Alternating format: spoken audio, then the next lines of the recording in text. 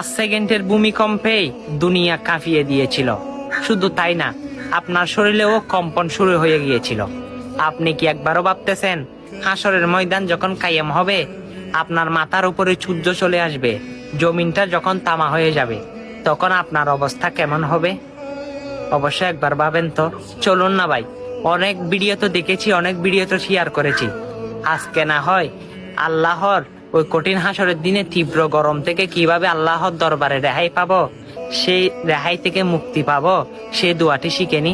তাহলে দোয়াটি পড়ি, আল্লাহুম্মা আজিরিনি মিন হারি ইয়মিল কিয়ামা। হ্যাঁ, এই বার্তাটা তো শুনেছেন, দোয়াটা বেশি বেশি পড়েন। হে আল্লাহ, আমাকে কঠিন হাসরের দিনে তীব্র গরম থেকে রেহাই দান করুন। আর ভিডিওটা তো দেখেছেন, নাচ গান তো অনেক শেয়ার করেন। না হয় আজকে ভিডিওটা শেয়ার করে সকল মানুষকে দেখিয়ে দেন, তারা যেন হাসরের ময়দানের ভয় করে।